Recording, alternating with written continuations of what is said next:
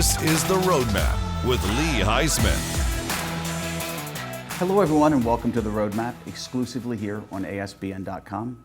I'm Lee Heisman, and every week we bring you some of the brightest entrepreneurs, CEOs and business owners who are climbing the ladder, scaling their businesses, and thinking about how one day to exit stage left. Today we have a very special guest. Oh my gosh, Clint Crowe. Hey. Clint, I can't even put a title to you because I've known you so long.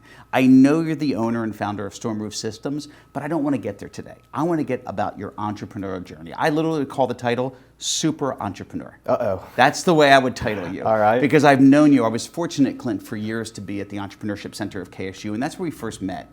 But I want you to talk about your journey on your way up and your entrepreneurial spirit. Where did that start at? Yeah, so I was homeschooled growing up, and my father is and was an entrepreneur. So I think a lot of that started in the lessons you see just growing up around a businessman and somebody who's forging their own path. He wrote a book, he set goals, he hit those goals. That was an excellent example. When I got to college, I started a company with him called Elite Event Rental. And we would, I was setting up tables and chairs and tents for parties, events, weddings, festivals, you name it. Growing that through school, that's how I met you, through the Entrepreneurship Center. And when you say growing that and you were setting them up, were you the only one setting them up, or did it grow to a business of employees? Yeah, no, it did. It grew to a business of employees. We had a warehouse over off of Cobb Parkway. I had as many as 25 guys working for us at one time, and multiple crews to help set up and break down. So it became something out of what was originally me and maybe 4 of my friends going to set up tables and chairs for events. Became organizing multiple crews and multiple events in a day. So that did become a larger operation. How many people did you have at your max? In the core group in the office every day, 10. Wow. In the back of the warehouse, 25, 30. And you were 20 years old at this time doing I this? was 18, 19, 20. 18, 19. I did that until I was 24. Wow. Yeah. And you even won the Entrepreneurship of the Entrepreneur of the Year for the Entrepreneurship Center. Is that accurate? Yeah, so it's an incubator and an accelerator, and you can do either or. I took that company under y'all's guidance and mentorship, and Chris Hanks at the time was leading the center. We went from about $250,000 to over $1 million in annual revenue within like a 6-month period, just a massive scale. I think a lot of that had to do with mindset and then implementing systems that I learned through the Entrepreneurship Center. How much, you said your dad was an entrepreneur. Was there a lot of growth there? So for people out there that don't have a dad as an entrepreneur, Sure. Any recommendations for them that are looking for inspiration or guidance? Yeah, seek mentorship. Seek mentorship as often as possible, but you have to ask for it and you have to look for it. So you mean people aren't just going to give it to you? No, well, I mean they might, but you don't take advice from everybody either. So you want to specifically search out people who are doing what you want to be doing, and see what kind of advice they are willing to share with you. So what were some of the challenges? Let's just wrap that one up, of course, but as you grew that business till you're 24, what were some of the challenges that you hit in that business, at an early age, 18 to 24, that were shocking to you that maybe you learned from for your future next endeavors? I remember feeling like a child trying to sell assurance in a wedding is a big deal, right? Trying to sell assurance that your wedding is going to go off perfectly when you're 18 years old. There was definitely imposter syndrome. Now we were able to do it, we were able to execute, but having to overcome that challenge of, hey, I look young, I am young, but I know what I'm doing, that was a very early roadblock. Yeah, but if I recall correctly, you were powered by the power of Samson, weren't you? Samson? Yeah, I did have the long hair. Yeah, you had the ponytail. That's right. No, that's right. I had a really long hair at one point. Excellent. Yep. I remember that. I mean, with the ponytail. It made me extra strong too. Yeah, I know. That's what I'm saying. With the ponytail, you can't lose, right? That's right. Absolutely. So what caused that at 24 to transition? It purely came down to money and opportunity. So I graduated, and my business partner now had dropped out of school to go into roofing. And we would talk about it often, but he was making killer money. He had a good business model, and he found out that he had a kid on the way. So his name's Dylan Peoples, awesome guy, best friend, all the things. When he had his son Holland on the way, he called me and said, I know you just won the competition. I want to talk business. I'm thinking about opening a roofing company. As we were discussing some of the details and chopping it up, I liked it a lot. I said, hey dude, I would start this with you. I would absolutely, let's go in, let's build something. And I was prepared to just run both of the companies and be a serial entrepreneur.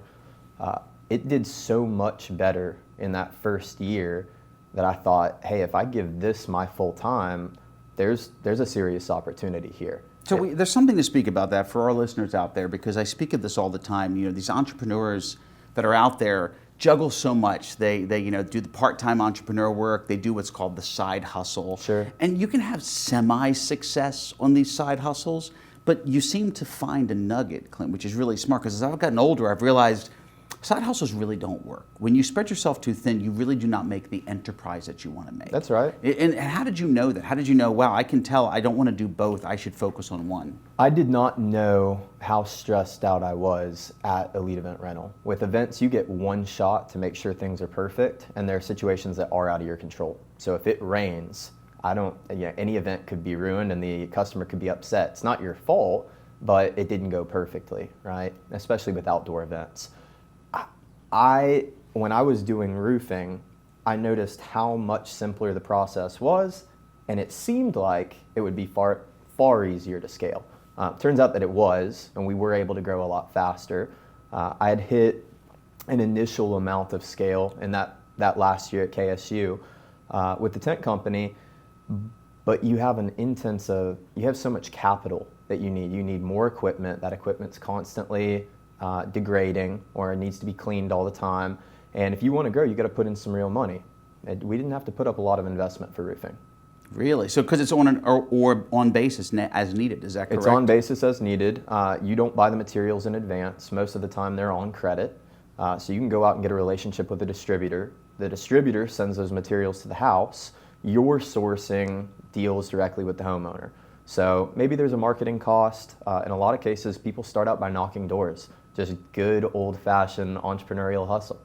Certainly how we started as well. So hustle, that word is key, isn't it? Grit, hustle, determination, sure. Didn't you do a podcast as well? Yeah, we had the Hustle Up podcast. Yeah, I was trying to tee you up. You pulled the Samson reference out of your hair, which is a great analogy, but you couldn't pull the hustle reference. That's right. Hustle Up was so we started that the same year that we started StormROOF. So that's Jonathan Hessing and I ran a podcast on entrepreneurship, and specifically at the time, we were both under 30. So the idea was young hustlers under 30 doing more than what's required to get the most out of life. Not bare minimum, not just the average. Who's going above and beyond to try and pursue excellence? Did you find it to be beneficial to do the show? Did it make you self-reflect on things? Oh, it made me self-conscious to see myself on camera, right? No, it's the new coffee. It's the new Let's Get Coffee. When the camera's on, you find that people don't want to lie. Not that they would, but especially when the camera's on, you get a vulnerable sense of who somebody is. It's also a locked-in conversation. There's no distraction, there's focus. So I've made some awesome friends through the podcast, more amazing business network, and anytime I meet an interesting person now, it's like, let's do a podcast. Yeah. Let's get it on camera. Now, dude, you're an amazing connector. And let's go back, because you said at 24 is where you opened the roofing business, right? Because I remember years ago, you had the successful elite business, of course, and I remember you transitioning, and I'm like, that's interesting, Clint's going into roofing. Yeah. And then I didn't hear much from you, and now you're starting to take over the entire marketplace, per se, right? It's really starting to blow up. Talk about the roofing and this transition over the past 6 years. So what was really cool, that first year we recruited, we probably sold a dozen, maybe 24 jobs in a 3-month period, and then we recruited a team.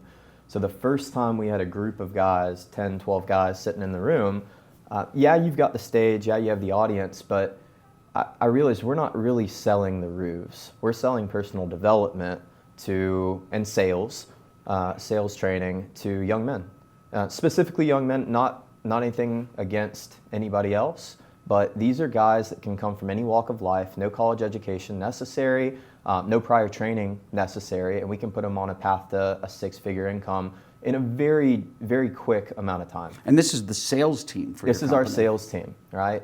Starts out by door knocking. Everybody starts door knocking and gets those fundamentals. And I know it can drive people crazy to have their day interrupted, but at the same time, there's an opportunity here.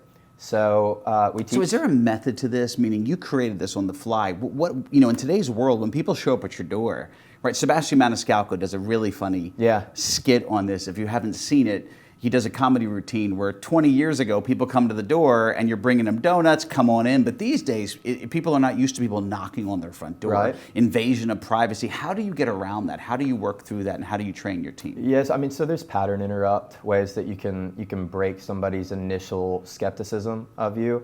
I go to open mic comedy every Tuesday night, and I listen to the jokes, and I don't get up. I'm just a observer in the audience. But I try to incorporate humor, break up, make people smile in the first 5 seconds. That's a big thing. I'm not trying to interrupt their day. How important is the look of your staff, the professionalism? I have seen slobs that can talk and can still get it done.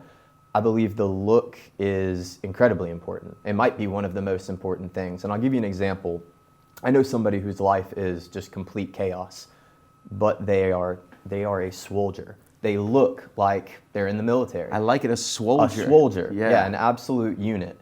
When you look at this person, you can see that they are in a routine, and it makes them more trustworthy. Just subconsciously, you are more likely to trust them. They can take care of themselves. They actually can't. They have a horrible addiction problem.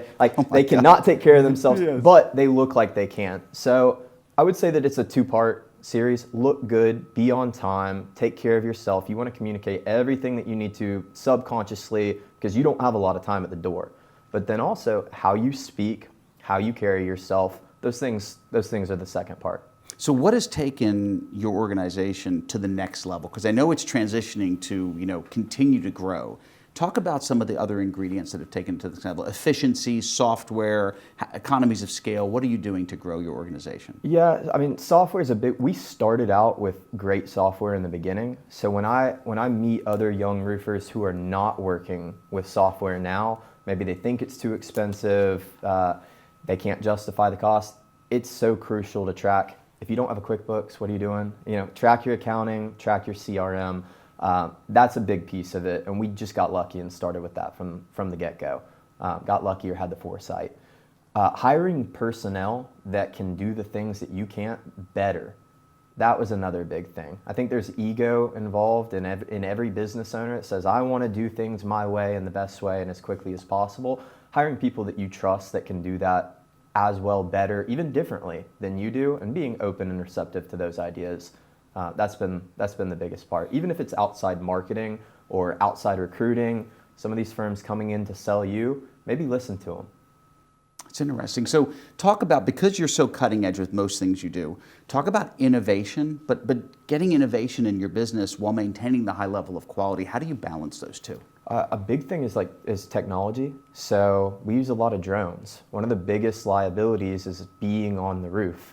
My dad doesn't mind that I'm a roofer. He minds that I get on roofs. How much have you gotten on roofs? A lot? I've been on plenty of roofs, multiple times a week. I don't think you can be an effective roofer and not get on a roof. You can be a more effective roofer by cutting down the amount of time that you have to spend on each roof. Drones, photos, better technology when you're pulling measurements. We're up to date on all of our Eagle View, drone tech. They are flying planes across the whole country, and they're mapping out every single house. Here's the scary part. Don't think about it too hard. These photos are already taken. When you place an order for a house measurement, it pulls the measurement. A team goes in and analyzes it to get more accurate measurements than if you were pulling tape yourself.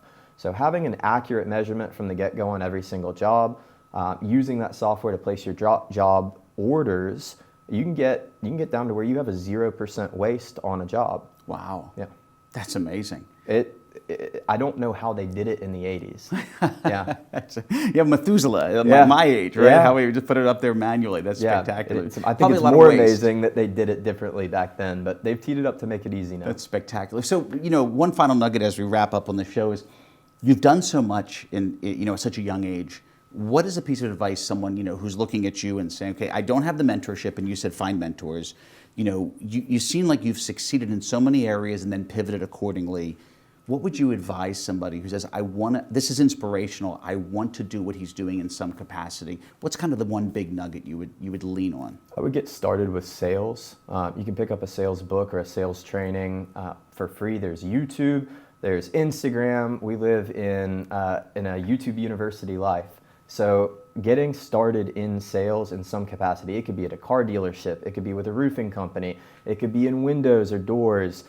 You can learn a trade, and that's awesome, but I really think sales is the foundation. So getting around people in that world, finding a sales mentor, picking up a sales job, anything intro that would be high ticket.